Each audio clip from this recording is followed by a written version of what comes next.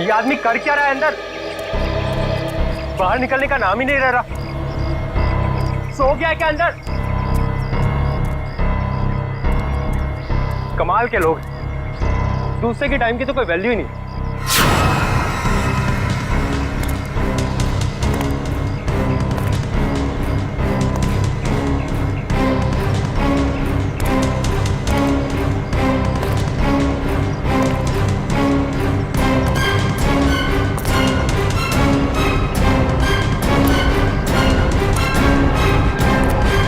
Sir,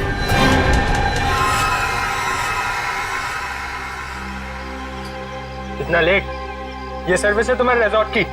sorry sir, आपने कैंची मांगी थी, वो तो नहीं मिली। चाकू लेकर आया, इससे काम हो जाएगा। तो ब्लडी लाउजी पीपल, 10:30 हो गए, मीटिंग्स करनी है, अपॉइंटमेंट्स है, और अंदर ये आदमी बैठ के धरना दे रहा है। सर, आप अंदर नहीं जा सकते सर। हेलो भैया, सुन रहे हैं आप? ओ भाई साहब, जल्दी कीजिए, मुझे लेट हो रहा है। शराफत नाम की भी कोई चीज होती है, घर ही बनाकर बैठ गए हो। इग्नोर करने की भी हद होती है यार। अरे सुनाई दे रहा है कि नहीं आपको कुछ?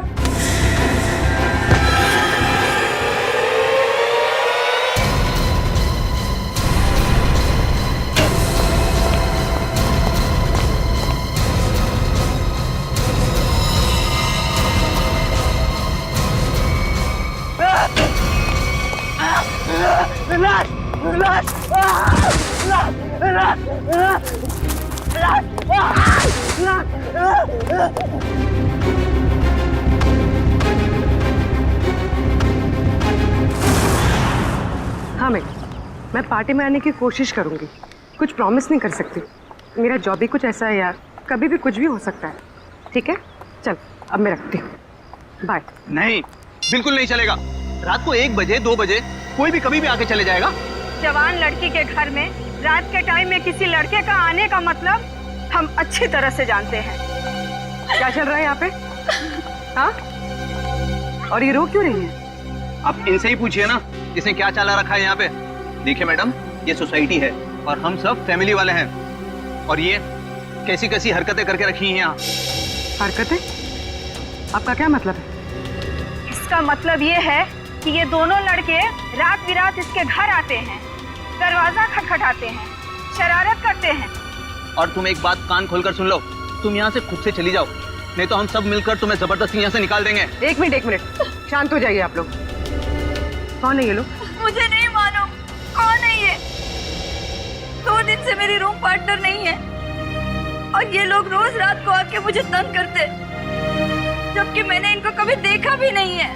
देख जिया, झूठ मत बोल। तू ही हमें बुलाती है और अब पहचानने से मना कर रही है। हाँ, कसम से हमेशा खुद ही फोन करके बुलाती है हमें। देखो, झूठ मत बोलो, मैं तुम लोगों को नहीं जानती हूँ। पता नहीं ये लोग मुझे क्यों बदनाम कर रहे हैं। देखो, झूठ और सच का फैसला कहीं और जाकर करना, समझी? गुप्ता जी, इस बात का फैसला अभी कीजिए आप, और अगर आपसे भी नहीं होता है तो हम सब मिलकर इस लड़की का कमरा खाली कर देंगे।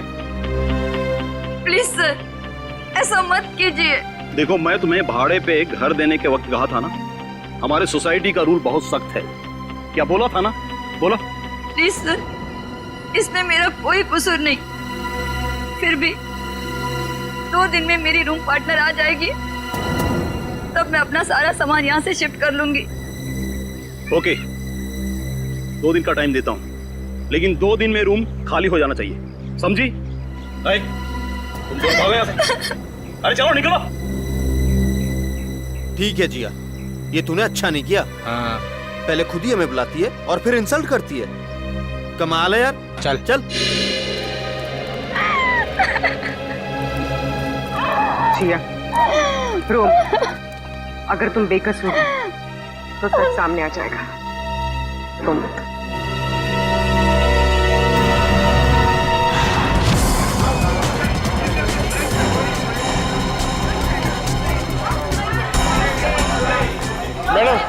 मैडम मेरा बिल बनाइए फौरन।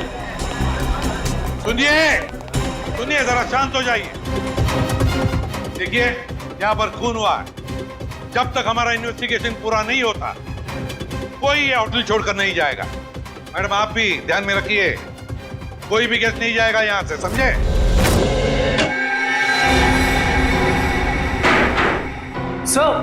सर बॉडी नहीं है। बॉडी नहीं है? ये कैसे हो सकता है? बॉडी गई कहां? बॉडी कैसे गायब हो गई? ये कैसे हो सकता है? और सर, अगर किसी ने मर्डर किया है और अगर वो बॉडी ले गया तो फिर ये सिर क्यों छोड़ गया? वही तो, अगर सिर यहां छोड़ा और लाश कहीं पर लेकर गया तो कोई ना कोई निशान तो होने चाहिए था। किसी ना किसी ने तो देखा होगा। कोई ना कोई तो जगह हो सकती है। कहां गई लाश? हुआ क्या यहां पर? नहीं नहीं नहीं नहीं, यहां पर जो कुछ भी हुआ है ना सांखे, यहीं पर हुआ है, इसी 4 दीवारों के अंदर, स्टीम बॉक्स में, यहीं पर। सर, इस सिर को देख के ऐसा लगता है किसी ने बहुत ही बेरहमी से कत्ल किया इसका। लेकिन यहाँ पे एक भी खून का निशान, कोई धब्बा, कुछ भी नहीं है। एग्जैक्टली।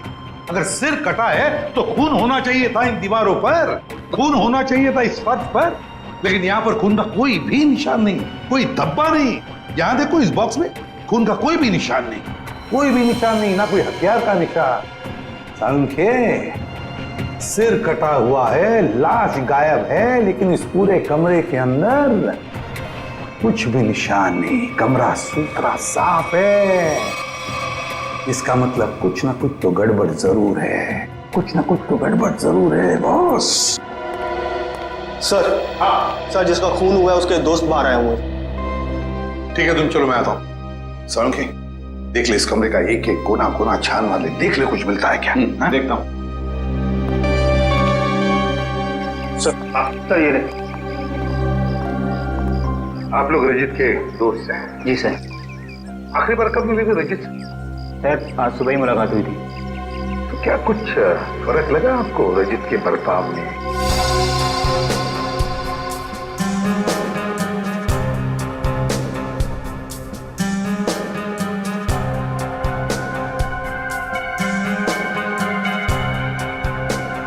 सर, ऐसी तो कोई बात नहीं है। इनफैक्ट हम जिम से साथ में ही आ रहे थे, कॉरिडोर में मेरी उससे बात भी हुई। बहुत फ्रेश और बहुत खुश लग रहा था वो। अरे रजित, कैसी रही तुम्हारी मसाज? हाँ, हल्का महसूस कर रहा हूँ। सेमिनार के लिए आए पर ऐसा लगा वेकेशन के लिए आए मुझे लगा तुम वाकई में वेकेशंस के लिए ही आए हो। अरे कहीं सेमिनार में सो मत जाना। नहीं, मैं आधे घंटे के लिए स्टीम बात कर लूँ, फिर टॉक्सिन्स भी क्लीन हो जाएंगे और मैं फ्रेश भी लगूंगा। सर, उसके बाद हम दोनों यहाँ स्टीम रूम में आए और वो स्टीम रूम का अटेंडेंट रिकी, सर रिकी ने ही स्टीम रूम तैयार किया था रजित के लिए। Good morning sir. Good morning Ricky. 10 बजे का अपॉइंटमेंट है मेरा। Yes sir. सर, आप साइन कर दीजिए। Thank you sir. आइए सर।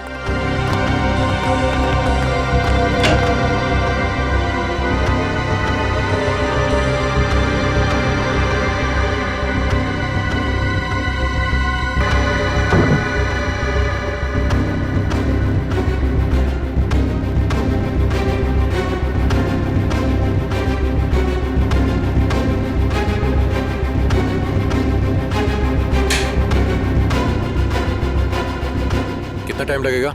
सिर्फ 25 मिनट। चल रजित, एंजॉय कर, ब्रेकफास्ट में मिलते हैं। चल ठीक है, ओके। स्टीम रूम का अटेंडेंट रिकी। रिकी, ये स्टीम रूम का अटेंडेंट रिकी कहाँ है? जरा बुलाओ उसे।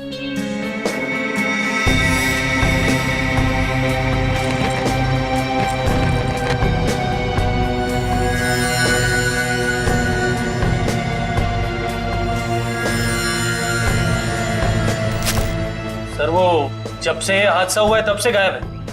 रिकी इस रिसोर्ट में कहीं नहीं। रिकी गायब है? जब से हादसा हुआ रिकी गायब है। इस रिकी का पता लगाना पड़ेगा। सर, खून, एक और लाश उधर है।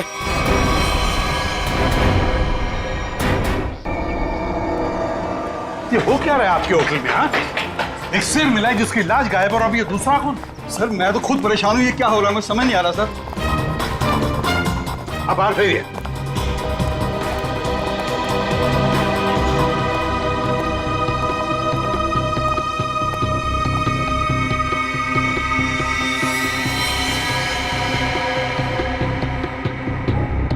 छाती में दो वार किए हैं। सर काफी गहरा है, पूरी ताकत से वार किया गया। हाँ,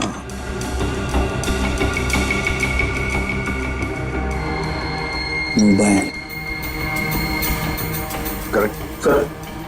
देखो फिंगरप्रिंट चेक करो इस पर। सर हाँ, ये खाली ब्रीफकेस? स्टील की ब्रीफकेस, वो भी खाली। जरूर इसमें कुछ ऐसा सामान था जिसकी वजह से शायद इसे मारा गया। सर ये 2 ग्लासेस। दो ग्लासेस?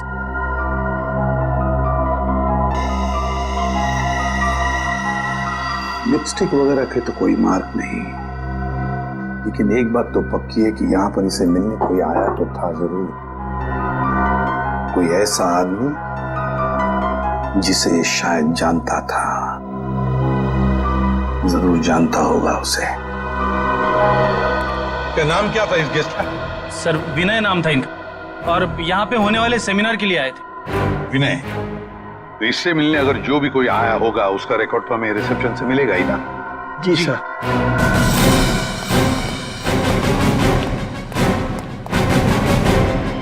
देखो विनय के बारे में और कुछ जानना चाहते हैं हम लोग। ये विनय कब आया था यहाँ पर? सर मिस्टर विनय ने आज सुबह ही चेक इन किया था हमारे रिजॉर्ट में, करीब 8 बजे। 8 बजे? जी। अकेले ही आया था या कोई साथ में भी था उसके? अब नहीं सर, वो अकेले ही थे। उनके रूम में कोई बाहर से विजिटर आया था? नहीं सर, बाहर से तो कोई नहीं आया था, लेकिन उनके सेमिनार से उनके रूम में कोई गया हो तो उसका पता नहीं हमें। अच्छा, विनय के बारे में कुछ खास बात याद आती है तुम्हें? मेरा मतलब है कुछ भी, यू नो। आपके रिसोर्ट में इस ब्रीफकेस के लिए कोई पर्सनल लॉकर है? आई एम सॉरी सर, हमारे रिजॉर्ट में ऐसी कोई फैसिलिटी नहीं है। ओके। हाँ सर, उनके पास एक छोटा सा स्टील का ब्रीफकेस था जिसे वो कुछ ज्यादा ही संभाल के रख रहे थे, और उसके लिए उन्होंने पर्सनल लॉकर के बारे में भी पूछा, बट सर हमारे रिजॉर्ट में ऐसी फैसिलिटी नहीं है। स्टील का ब्रीफकेस? लगता है ये वही स्टील का ब्रीफकेस है जो हमें उसके बेड पर से मिला है। जरूर उसके अंदर कोई कीमती, कोई इंपॉर्टेंट सामान होगा। सर ऐसा भी तो हो सकता है कि इस विनय की मौत का यही कारण हो। हाँ सर, विनय के रूम में कोई होटल के बाहर से नहीं, होटल के अंदर से आया था और दोनों साथ में ही बैठे थे। सर। हाँ करण। सर इस फोन पर जो फिंगरप्रिंट थे उसे उठा लिया है सर। Very good. देखते हैं आखिरी फोन किसका था। पार्टनर? जरूर किसी पार्टनर ने फोन किया था विनय को। पता लगाना पड़ेगा है कौन ये पार्टनर।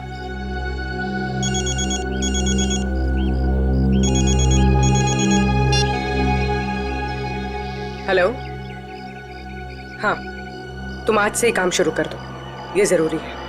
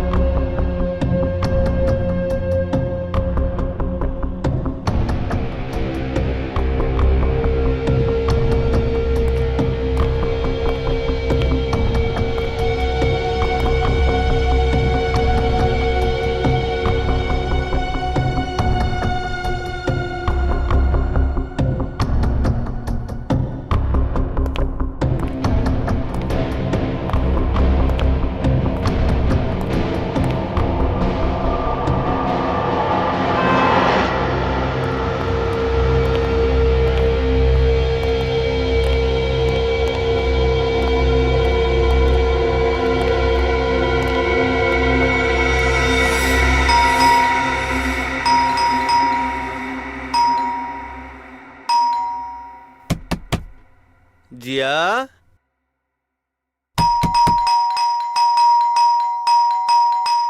दरवाजा खोलो जिया।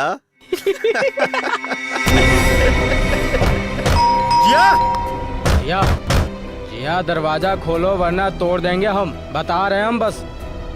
ये इन लोगों का रोज का नाटक है।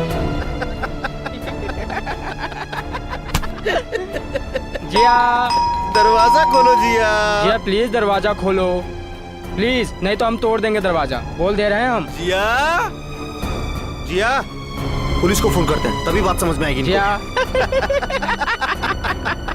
दरवाजा खोलो जिया। जिया,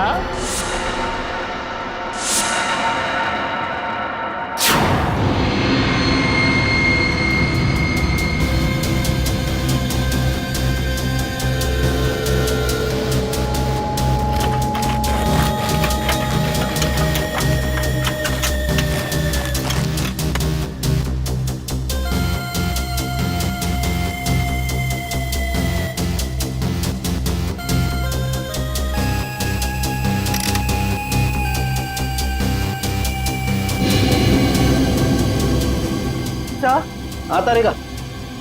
सर इसकी खोपड़ी में एक अजीब बात है। अच्छा,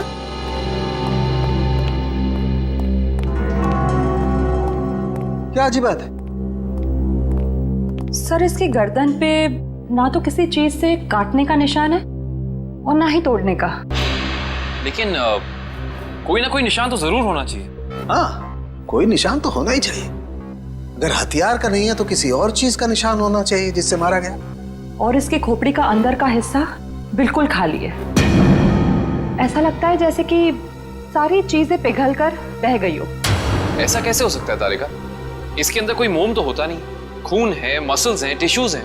हाँ, लेकिन ये खोपड़ी बिल्कुल खाली है।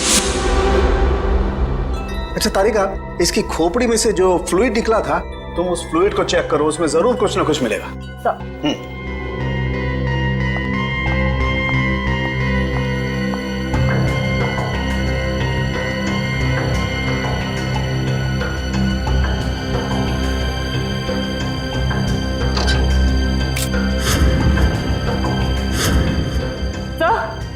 ये देखिए।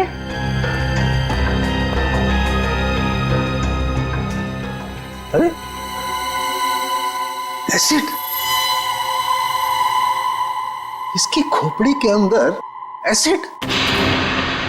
सर इसका मतलब है एसिड या किसी केमिकल से इसके सर के अंदर के हिस्से और इसके शरीर को पिघला दिया गया और फिर स्टीम बॉक्स के ड्रेन पाइप से बाहर निकाला गया। हाँ, और वो भी 30 मिनट के अंदर। सर ये कैसे हो सकता है? हमने तो पढ़ा था कि कॉन्सेंट्रेटेड एसिड में किसी भी बॉडी को पिघलने के लिए कम से कम 20 घंटे लगते हैं। You're right, श्रेया, 20 घंटे ही लगने चाहिए, लेकिन इस केस में ऐसा नहीं हुआ। एक और बात, इस ड्रेन पाइप में मुझे कैल्शियम फॉस्फेट, जिससे इंसान की हड्डियां बनती हैं, वो और कुछ टिश्यूज के टुकड़े मिले हैं। मुझे लगता है जिस एसिड से इस आदमी के शरीर को पिघलाया गया है, ये एसिड किसी की इन्वेंशन है, कोई नई खोज। हाँ सर, उस बॉटल के निचले हिस्से से जो निशान बना था जिस केमिकल से, वो भी एसिडिक है और हमारे किसी केमिकल से मैच नहीं करता। लेकिन सर, अगर इस एसिड ने रजीत की बॉडी को पिघला दिया तो फिर वो स्टीम बॉक्स क्यों नहीं पिघला? वो इसलिए क्योंकि ये एसिड किसी मेटेलिक चीज को नहीं पिघलाता है, और इसीलिए इस एसिड को कांच की बोतल में रखा गया था। सर फिर तो उसे बहुत दर्द हुआ होगा। नहीं वंश, मुझे नहीं लगता है इसे दर्द महसूस हुआ होगा। क्यों सर? क्योंकि श्रेया पहले इसे बेहोश कर दिया गया था। मतलब पहले इसे बेहोश किया गया, फिर मारा गया, उसके बाद स्टीम बॉक्स की ड्रेन पाइप से बहा दिया गया। बहुत ही डरावना और भयानक तरीका है किसी की जान लेने का। हाँ, और बहुत ही अजीब भी। ये सब कैसे किया गया होगा, ये कौन सा एसिड है, ये सब पता लगाने के लिए मुझे थोड़ा वक्त लगेगा। लेकिन सर, अगर ये किसी का आविष्कार है, नई खोज है, तो जाहिर सी बात है उसने उसके पेटेंट को रजिस्टर करवाया होगा। बिल्कुल करवाया होगा। इंटरेस्टिंग। इसका मतलब जिसने भी पेटेंट रजिस्टर करवाया है उसकी सारी इंफॉर्मेशन हमें गवर्नमेंट ऑफिस से मिल सकती है। हेलो, क्या रजीत का? ओके, अभी पता चला है कि विनय ने जिस पार्टनर वाले नंबर पे फोन किया था वो और किसी का नहीं बल्कि रजीत का नंबर था। इसका मतलब विनय और रजीत एक दूसरे को जानते थे और रिजॉर्ट में विनय के कमरे में हमें जो 2 ग्लासेस मिले थे उनमें से एक ग्लास शायद रजीत का था। अब तो विनय के घर वालों से ही पता करना पड़ेगा। देखिए घर पर नहीं है, तोड़ दो दरवाजा।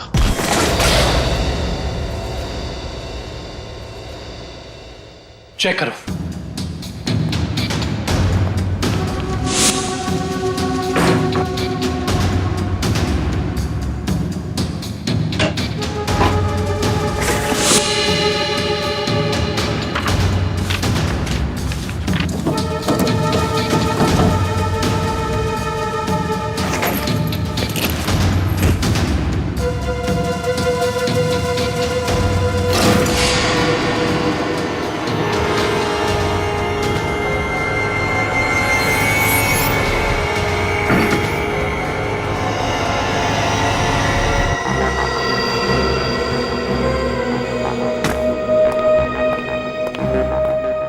ये बॉटल देखो, इसका नीचे का हिस्सा बिल्कुल वैसे ही है जैसा निशान हमें रिजॉर्ट के स्टीम रूम में मिला। तो इस केमिकल से रिकी ने रजीत की बॉडी पिघलाकर उसका खून कर दिया है। हाँ, लेकिन एक स्टीम रूम का अटेंडेंट किसी को इतनी चालाकी से नहीं मार सकता। ये उसके दिमाग का काम हो ही नहीं सकता। कोई है जो उससे ये करवा रहा है। कौन करवा सकता है ये सब? इसका जवाब तो रिकी देगा। हाँ, और उसके लिए रिकी का मिलना बहुत जरूरी है। चलो बाहर लोगों से पूछते हैं, शायद उसे जाते हुए किसी ने देखा। एक्सक्यूज मी, आप लोग सब यहीं आसपास रहते हैं? जी जी। ये वो रिकी रहता है यहाँ पे, आप लोग उसे जानते हैं? आज आपने उसे देखा? हाँ सर, मैंने देखा उसे। बड़ी जल्दी में लग रहा था और एक बैग भी था उसके हाथ में। अच्छा, यहाँ से किस तरफ गया था वो? सर उस तरफ। उस तरफ? हाँ सर, एक ट्रक आया और रिकी उस पे बैठ के निकल गया। थैंक यू, चलो उस डायरेक्शन में देखते हैं।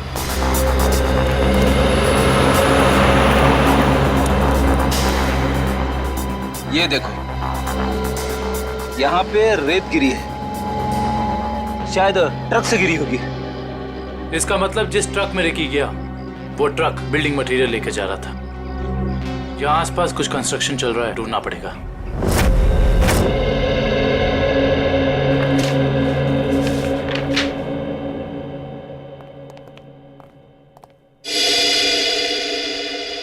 जी कहिए। सीआईडी। सीआईडी?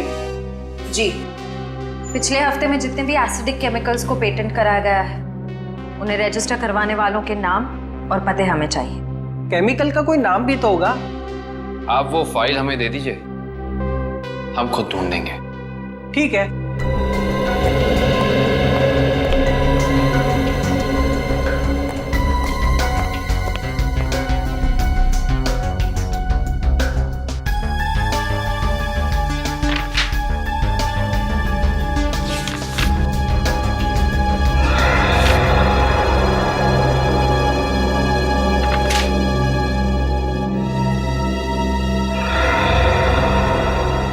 ये देखो, ये एसिड हाइड्रोवर्क्स नाम की एक कंपनी ने रजिस्टर कराया है और इस कंपनी के मालिक हैं रजित और विनय। इसलिए विनय के सेल फोन पे रजित का नंबर पार्टनर के नाम से सेव था। रजित अपने खोज से मरा और उसका पार्टनर विनय एक बंद कमरे में मरा हुआ मिला। इंटरेस्टिंग। ये केस तो और भी ज्यादा उलझता जा रहा है। नैना जी, हमें भी बहुत दुख है विनय की मौत का। हम आपका ज्यादा वक्त नहीं लेंगे। हाँ, लेकिन आपसे थोड़ी जानकारी चाहिए हमें। मुझे तो अभी भी समझ नहीं आ रहा कि विनय से किसी की क्या दुश्मनी हो सकती है। बेहद शरीफ और मिलनसार इंसान थे मेरे विनय। अच्छा, ऐसा कोई हादसा या कभी उनकी किसी के साथ कोई तू तू मैं हुई हो या कोई दुश्मनी, कुछ याद है आपको?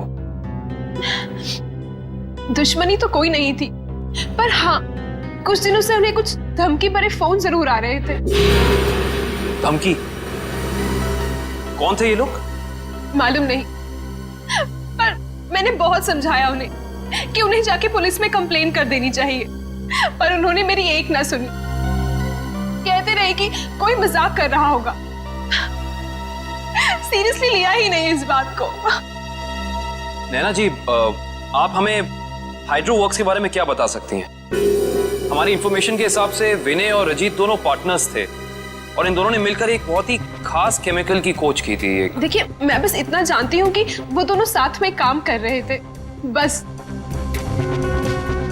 देखिए नैना जी, उसी केमिकल का इस्तेमाल करके पहले किसी ने रजीत को और फिर विनय को मार डाला। ऐसा कैसे हो सकता है? वो केमिकल तो विनय अपने साथ लेकर जाने वाले थे एक ब्रीफकेस में। उन्हें सेमिनार में कुछ पेपर सबमिट करने थे और वही उन्हें रजत से भी मिलना था। अच्छा नैना जी, क्या पहले कभी ऐसी कोई घटना हुई है जिससे हमें कोई सुराग मिल सके? ऐसा कुछ खास तो नहीं, पर हाँ कॉलेज के दिनों में जब वो जूनियर कॉलेज में पढ़ते थे तब कुछ तो केस हुआ था जिसकी वजह से उन्हें कॉलेज से रेस्ट्रिकेट कर दिया गया था। अच्छा, वो केस क्या था, कुछ उसके बारे में पता है आपको? देखिए, मैं ज्यादा कुछ नहीं जानती, पर बस इतना पता है कि कुछ तो केस हुआ था जिसकी वजह से उन्हें रेस्ट्रिकेट कर दिया गया था बेवजह। कौन सा कॉलेज था ये? GRN college. Thank you. Vinay और रजीत के खून का इस कॉलेज की घटना से क्या संबंध है, पता करना पड़ेगा।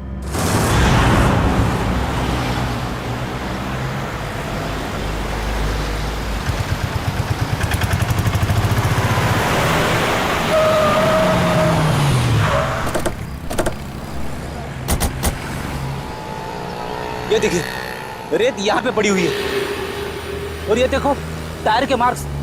इसका मतलब ट्रक यहाँ पे आके रुक गया था, लेकिन ये कंस्ट्रक्शन का काम भी तो बंद है। यही वजह है कि अब हमें ये पूरी जगह चेक करनी होगी। आओ अंदर चलकर देखते हैं।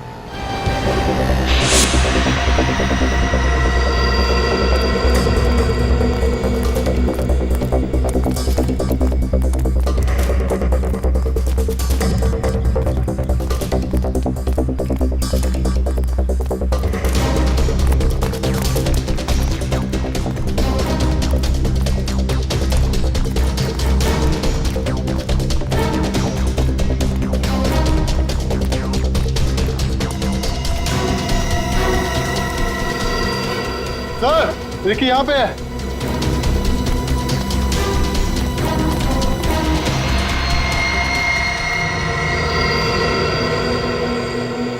रिकी, रिकी, ये तो ठंडा पड़ गया। हाँ सर, इसकी स्किन भी कड़क हो गई है। पहले से हॉस्पिटल पहुंचाओ।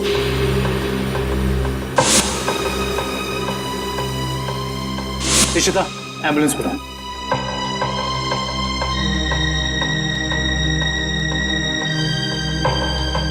इसके शरीर पे जेल जैसा कुछ लगा हुआ है, जिसकी वजह से इसका शरीर अकड़ गया होगा। और ये देखिए, आसपास के पत्थरों पे भी जेल जैसा ही है। ये देखो,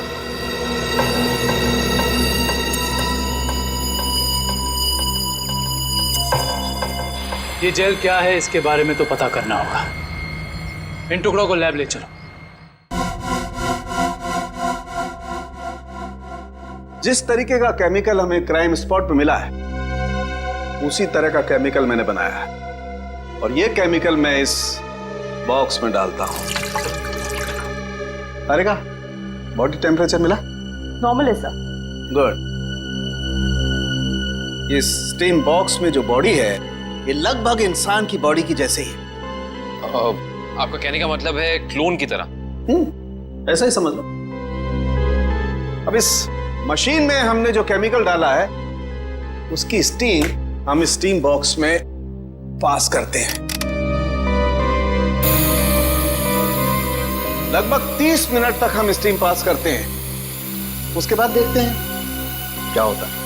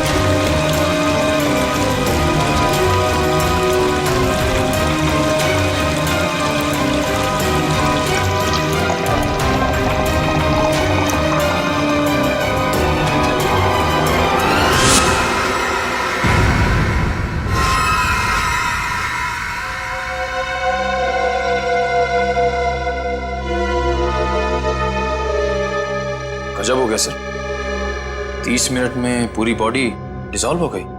हाँ निखिल, ये केमिकल बहुत पावरफुल है।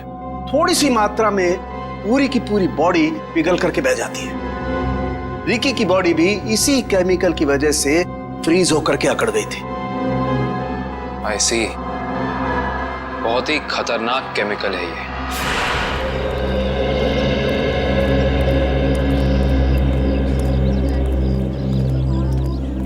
एक्सक्यूज मी, हम लोग सीआईडी से 2005 के केस के सिलसिले में आपसे थोड़ी पूछताछ करनी थी। 2005? ये तो बहुत पुराना केस है, लगभग 9 साल पुराना। आप रमेश जी से पूछिए, वो यहाँ के सीनियर हैं। Thank you. रमेश जी, हम लोग सीआईडी से 2005 में एक घटना हुई थी जिसमें रजित और विनय का नाम आया था। रजित और विनय?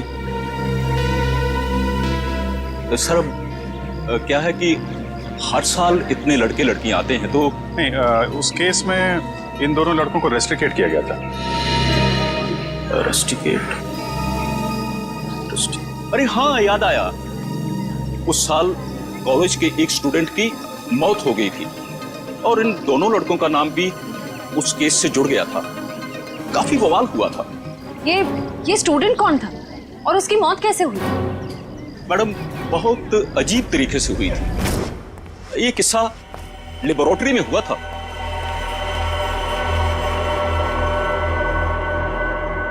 इतनी देर तक कौन काम कर रहा है? कौन काम कर रहा है?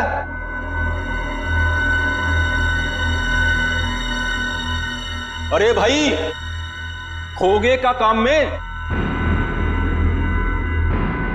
जवाब तो दो, कब तक काम करोगे? अरे चुप क्यों हो? बताओ, मैं लेबोरेटरी बंद करूं या खुली रहने दूं?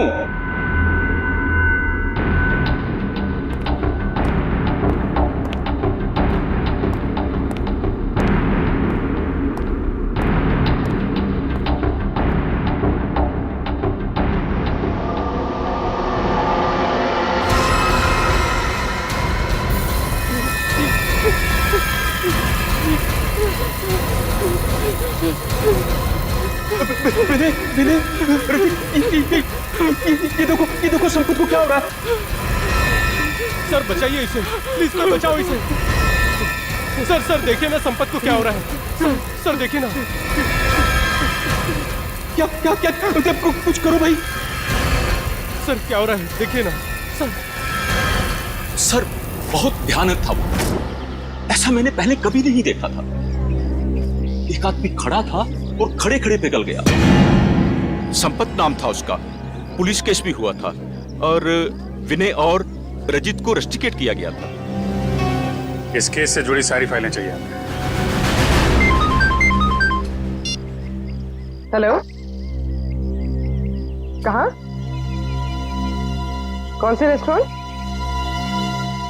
ठीक है, मैं पहुंचती हूँ, नजर रखना।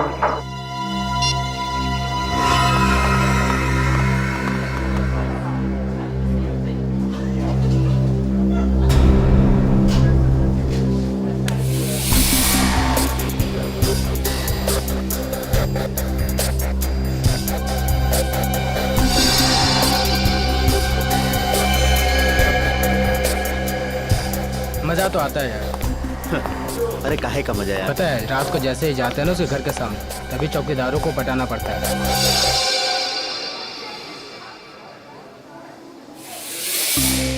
मैडम, आप यहाँ कैसे? तुम लोग क्या समझते हो? तुम लोग कुछ भी करते रहोगे और तुम्हारा कोई कुछ नहीं बिगाड़ सकता। मैडम, हमने क्या किया? एक लड़की का जीना हराम कर रहे हो और पूछ रहे हो क्या किया है? टेढ़ी बात करोगे ना तो सीधा करना हमें आता है। क्यों कर रहे हो ऐसा? मैम, हम खुद नहीं गए उसके घर, वो खुद ही हमें बुलाती थी। हम पहले भी बता चुके हैं मैम आपको। और मैडम, आपको जानना ही है तो आप जिया से बात करो ना, वो क्यों बुलाती है हमें? वो झूठ नहीं बोलती है सर, हम सच बोल रहे हैं सर, हमारा यकीन कीजिए प्लीज। हाँ जानता हूँ, राजा हरिश्चंद्र के चेले हो ना तुम लोग। देखो, लास्ट चांस करो, सच सच बताओ, उस लड़की को क्यों परेशान कर रहे हो? और अगर सीआईडी का तरीका अपनाऊंगी ना तो तोते की तरह बोलना शुरू कर दोगे।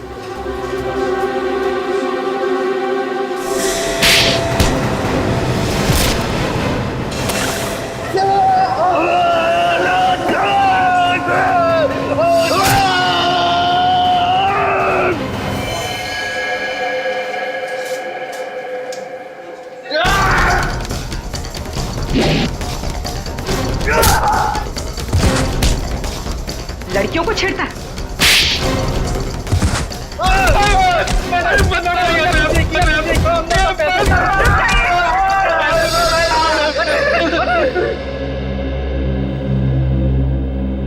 किसके कहने पे किया ये सब?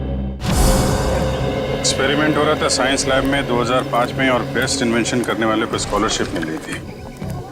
ये जो स्टूडेंट पिघल के मर गया था संपत, इसने एक स्पेशल एनेस्थीसिया बनाया था बेहोश करने की दवा जो किसी भी मसल को 5 मिनट के लिए फ्रीज कर सकती थी। और ये रजित और विनय, इन्होंने एक ऐसा केमिकल बनाया था जो किसी भी चीज को 30 मिनट के अंदर पिघला सकती थी। सर ये देखिए।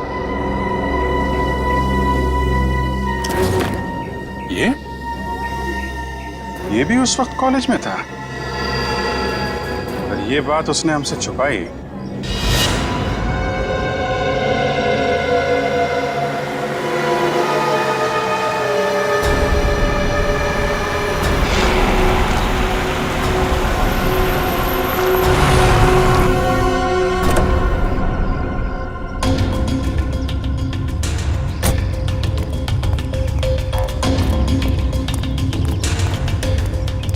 पैसे लिए? हाँ, ये देखो।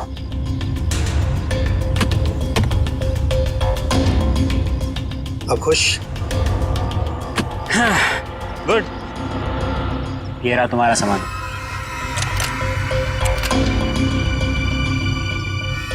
तो ये है दुनिया का सबसे बड़ा आविष्कार जो अब मेरा होगा। बिल्कुल तुम्हारा है। Thank you. वेलकम।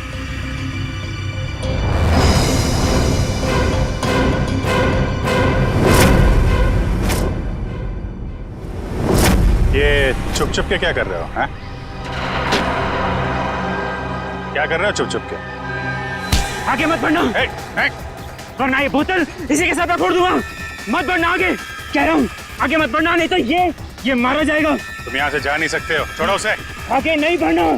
कहा ना, मैं झूठ नहीं बोला, झूठ नहीं बोला मैं। पीछे रहो, आगे मत बढ़ना।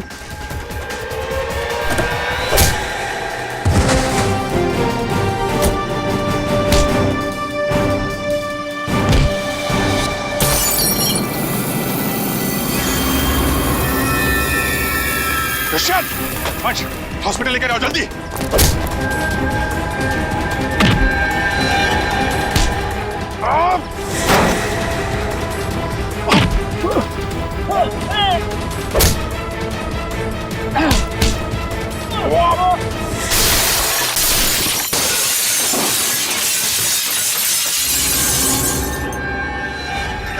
हाँ, मैं नहीं मारा उसे। विनय और रजित के केमिकल का इस्तेमाल करके मैंने संपत को लैब में मार डाला। रेतेन, तुम यहाँ क्या कर रहे हो? और संपत के बनाए हुए केमिकल पर अपना नाम डालकर मैंने उसे भेज दिया।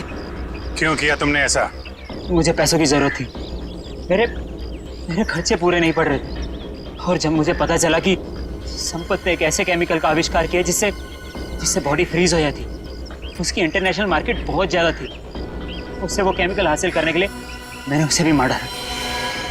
रजित और विनय को उन्हीं के खोजे हुए केमिकल से मार दिया और केमिकल बेच के पैसा कमाना चाहते थे, क्यों? हाँ। और इसमें वो स्टीम रूम का अटेंडेंट रिकी, उसने तुम्हारी मदद की थी। हाँ, लेकिन मैंने उसे पैसे दिए थे। इस बॉटल का सारा केमिकल टीम बॉक्स में डाल देना। जैसे ही काम खत्म हो जाए इस बॉटल को गायब कर देना। चलो। हाँ, समझ गया। चलो निकलो। मैंने पहले विनय को मारा।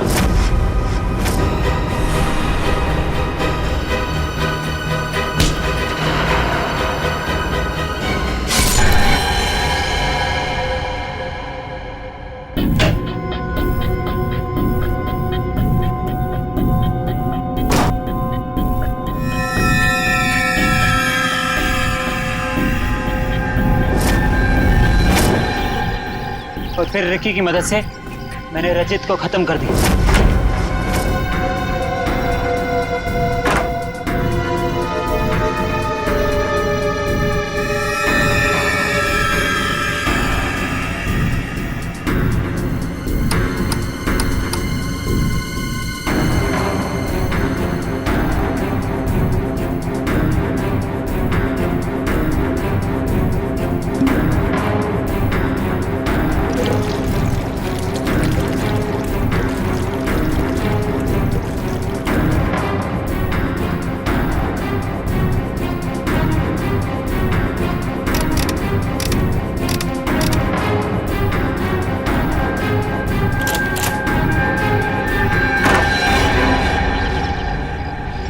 रिकी तो तुम्हारा साथी है ना, फिर उसे मारने की कोशिश क्यों की तुमने?